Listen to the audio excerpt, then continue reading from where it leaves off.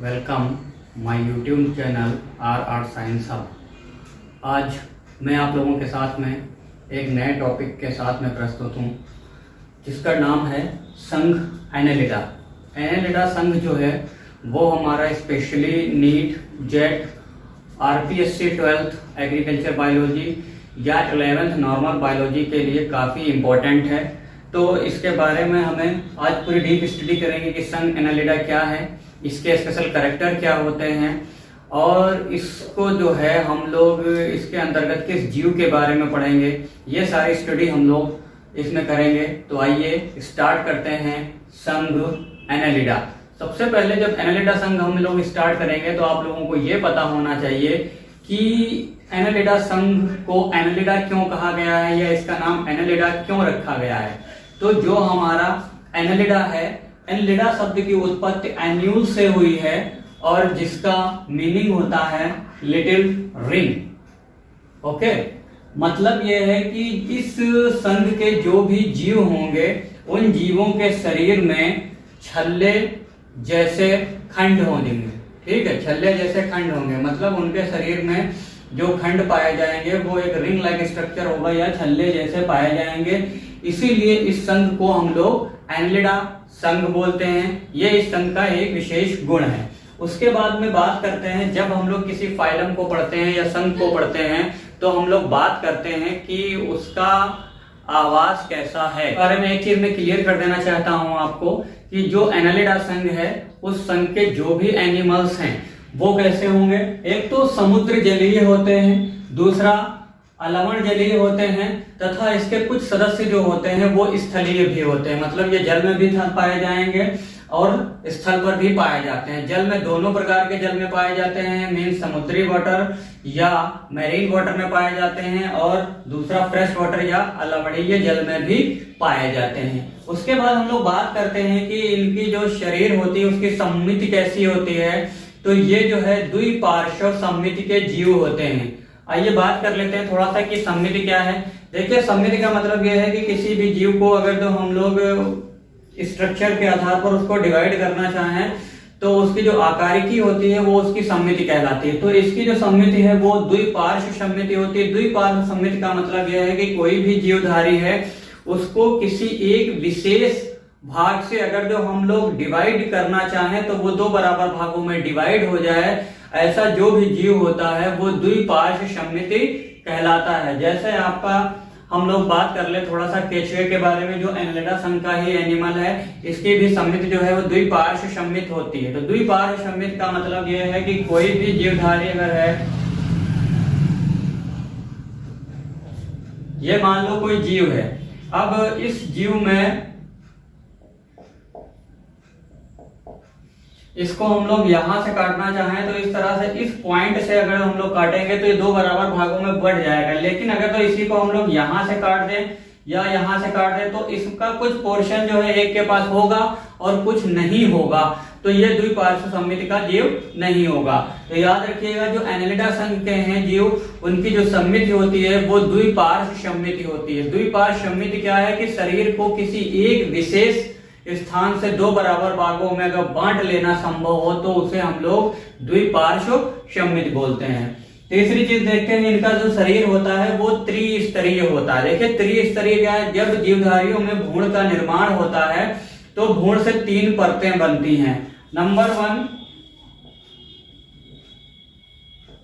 Ectoderm, number 2 mesoderm और number 3 जो है एंडोडर्म। एक्टोडर्म, मीजोडर्म और एंडोडर्म। तो ये अगर तीनों स्तर जिसमें पाए जाते हैं उसको हम लोग बोलते हैं त्रिस्तरीय या ट्रिप्लोब्लास्टिक।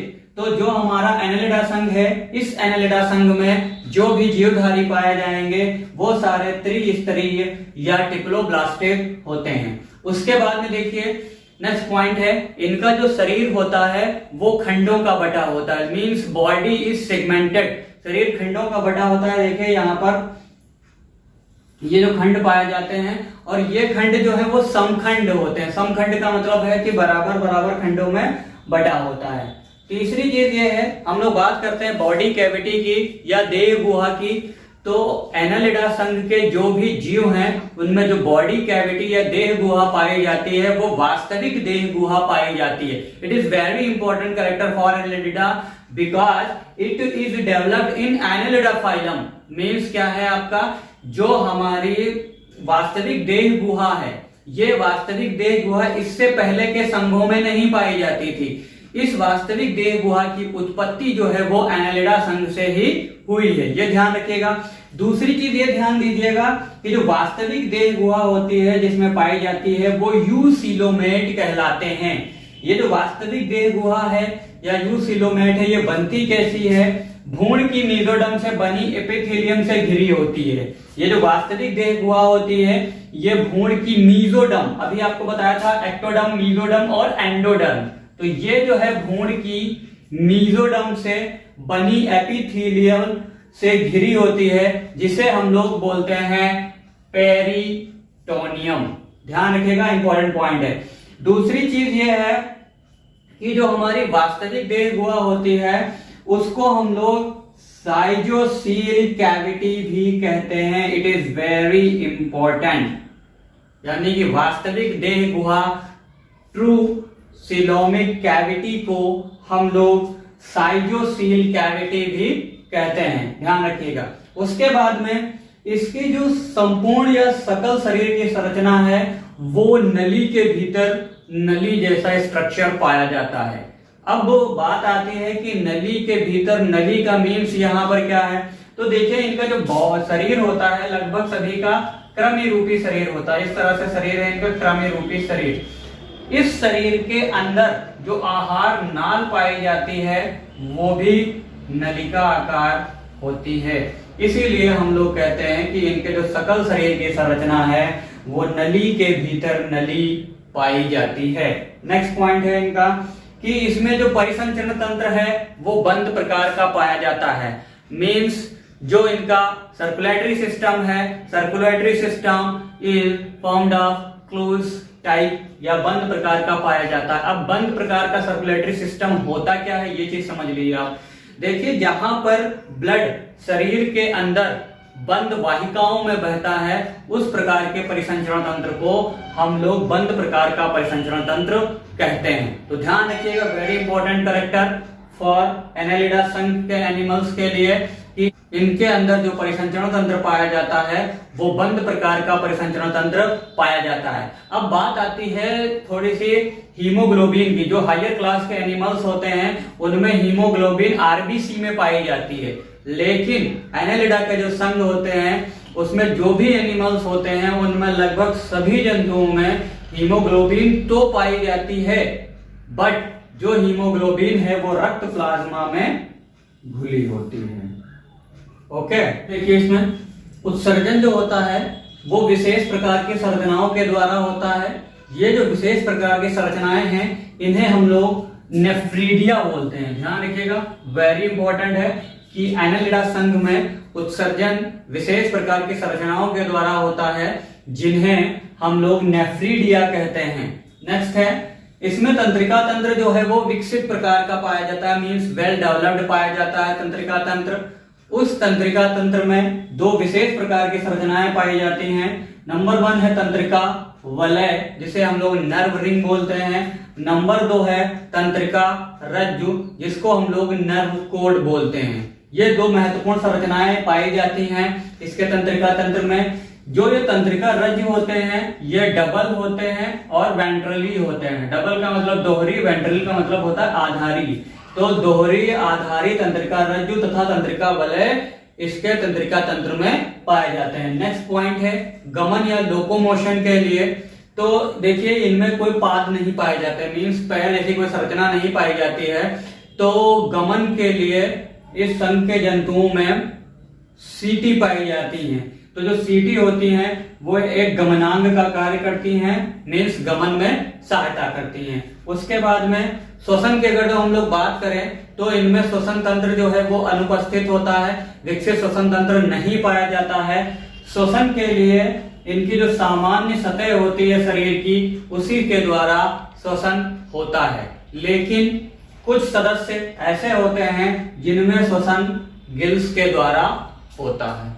ओके, अब उसके बाद में देखिए नेक्स्ट पॉइंट है कि एनालिडा संघ के जो भी जंतु होते हैं वो कैसे सेक्सुअल डायमॉर्फिज्म शो करते हैं, लैंगिक रूपता शो करते हैं। तो एनालिडा संघ के जो जंतु होते हैं वो एक लिंगी भी होते हैं तथा कुछ जीव जो है वो द्विलिंगी होते हैं। जैसे आपने देखा है अर्थवॉर्म या केचुआ, ये द्विलिंगी है। जोग या हिरडीनिया, ये भी जो है द्विलिंगी होता है।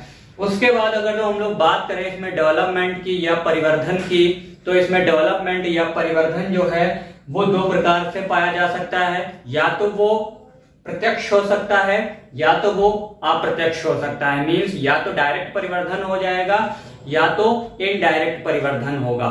अब डायरेक्ट परिवर्धन और इनडायरेक्ट परिवर्धन क्या है? देखिए, जब किसी भी जीव का विकास होता है तो उसके विकास की अवस्था में यदि लार्वा अवस्था ना आती हो तो ऐसे विकास या परिवर्धन को हम लोग बोलते हैं प्रत्यक्ष परिवर्धन। यदि उनके जीवन काल में कोई लार्वा अवस्था आती है तो ऐसे परिवर्धन को हम लोग अप्रत्यक्ष परिवर्धन बोलते हैं। अब जब प्रत्यक्ष है तो उसमें लार्वा बनेगा ही नहीं, लेकिन यदि अप्रत्यक्ष है तो उसमें लार्वा बनेगा। और जो लार्वा बनेगा तो याद रखिएगा, वेरी इंपॉर्टेंट है कि एनालिडा संघ के जो भी जीव होते हैं उनसे संबंधित जो लार्वा है उसे हम लोग बोलते हैं ट्रोकोफोर लार्वा।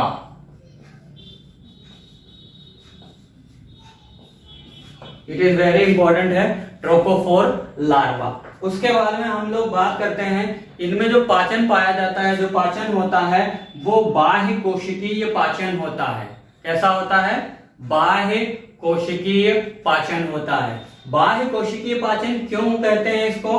क्योंकि इसमें जो पाचन होता है वो आहार नाल में होता है। संघ का हम लोग थोड़ा सा क्लासिफिकेशन भी देख लेते हैं कि एनालिडा संघ का वर्गीकरण क्या है या इसको कैसे डिवाइड किया गया है, कितने वर्गों में डिवाइड किया गया है। तो एनालिडा संघ को 3 भागों में, 3 वर्गों में डिवाइड किया गया है। सबसे पहला है आपका पॉलीकीटा, दूसरा है ओलिगोकीटा और तीसरा है आपका हिरुडीनिया।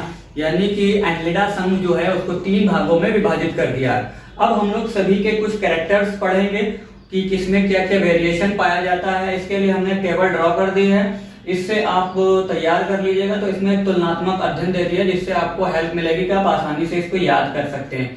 सारे पॉइंट को आपको समझना है, पॉइंट टू पॉइंट देखते हुए चलेंगे, सारी चीजें क्लियर हो जाएंगी। तो देखिए, सबसे पहले हम लोग बात कर रहे हैं यहाँ पर देखिए लक्षण की। लक्षण में हम लोग बात करते हैं किसी भी जीव के आवास के बारे में बात करते हैं। तो देखिए, पॉलीकीटा के जो भी जीव होते हैं वो सारे समुद्री होते हैं। ओलिगोकीटा के जीव जो होते हैं वो स्थलीय होते हैं और हिरुडीनिया के जो जीव होते हैं वो अलवणीय जलीय मीन्स फ्रेश वाटर में रहने वाले होते हैं। दूसरी चीज ध्यान दीजिए कि इनमें जो है सिर, पॉलीकीटा में स्पष्ट रूप से सिर पाया जाता है, ओलिगोकीटा में अस्पष्ट रूप से पाया जाता है। आपको पता है, आपने केचुए के बारे में पढ़ा भी होगा, तो उसमें जो उसका सिर होता है वो अस्पष्ट पाया जाता है। इसी तरह से हिरुडीनिया या इसमें हम लोग जोग को देखते हैं, उसमें भी अस्पष्ट सिर पाया जाता है। अब देखिए, यहाँ पर बात आ गई स्पर्शक की। तो आपको पता है स्पर्शक या टेंटिकल्स जो होते हैं वो पाए जाते हैं सिर के ऊपर। तो जहां जहां पर सिर होंगे वहां पे स्पर्शक उपस्थित होंगे। तो देखिए जरा, पॉलीकीटा में सिर क्या था? स्पष्ट पाया जा रहा था, तो इसीलिए वहां पर स्पर्शक जो हैं वो भी क्या होंगे? उपस्थित होंगे। ओलिगोकीटा में सिर अस्पष्ट था, इसीलिए वहां पर स्पर्शक अनुपस्थित होंगे। ये देखिए, हिरुडीनिया में जो है वो भी स्पर्शक अनुपस्थित होंगे। उसके बाद में देखिए बात करते हैं हम लोग खंडों की संख्या की। देखिए, खंडों की संख्या हमने बताया था कि एनालिडा संघ के जो भी एनिमल्स हैं वो उनकी बॉडी जो होती है वो सेगमेंटेड होती है, मतलब छल्लों के रूप में पाई जाती है। लेकिन इनमें अलग अलग जीवों में इनकी संख्या अलग होती है। तो पॉलीकीटा के सदस्य जो भी हैं उनकी जो संख्या होती है वो अनिश्चित है, मीन्स कोई फिक्स नहीं है। ओलिगोकीटा की जो है वो भी अनिश्चित होती है। अनिश्चित क्यों होती है? क्योंकि आपने अर्थवॉर्म या केचुए के बारे में पढ़ा होगा, तो उसमें देखिए हम लोग पढ़ते हैं 100 to 120 सेगमेंट, मीन्स 100 से 120 खंड तक पाए जा सकते हैं। तो कोई फिक्स नहीं है कि कितने पाए जाएंगे।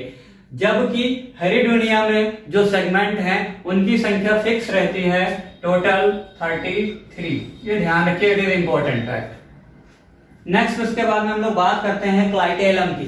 देखिए क्लाइटेलम जो है बहुत इंपॉर्टेंट स्ट्रक्चर है, जो आपको पता है स्पेशली कि अर्थवॉर्म में पाया जाता है। अब अर्थवॉर्म क्या है, वो ओलिगोकीटा का सदस्य है।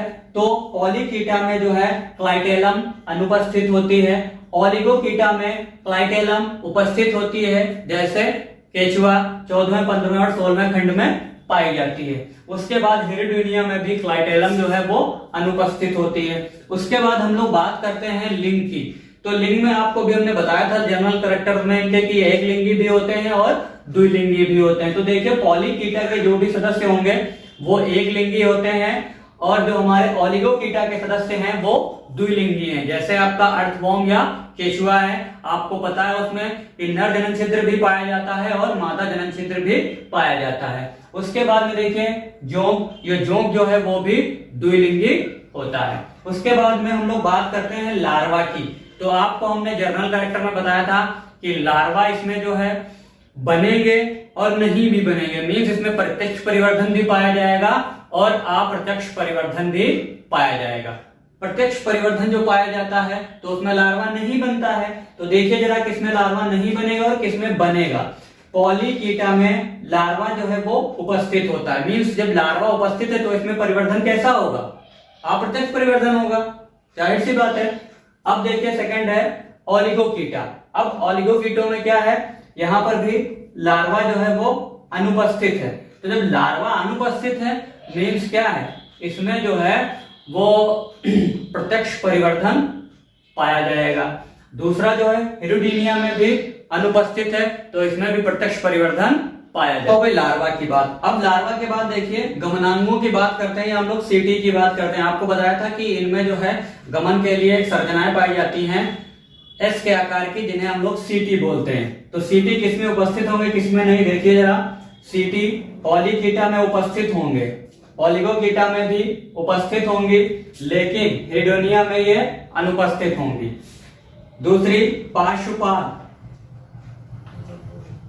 पॉलीकीटा में पार्श्वपाद उपस्थित होंगे, ओलिगोकीटा में अनुपस्थित होंगी और हिरुडीनिया में भी अनुपस्थित होंगी। उसके बाद में हम लोग बात कर रहे थे कि इसके उदाहरण क्या हो सकते हैं। तो देखिए पॉलीकीटा का उदाहरण जैसे नेरिस है, आपका हाइड्रोनेरिस है। ओलिगोकीटा में जैसे आपका अर्थवॉर्म या केचुआ हो गया, और हिरुडीनिया में जैसे आपका जोंक हो गया। तो ये तो कंप्लीट बात हो गई एंग्लिडा संघ की।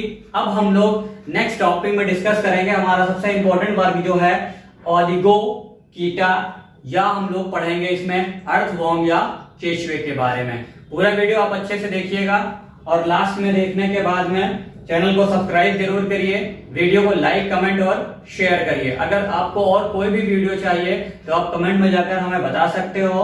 अगर जो कोई भी प्रॉब्लम आ रही है आपको नोट्स बनाने में, तो आप तुरंत हमारे नंबर पर कांटेक्ट करके हमसे हेल्प ले सकते हैं। Okay, thank you all my students.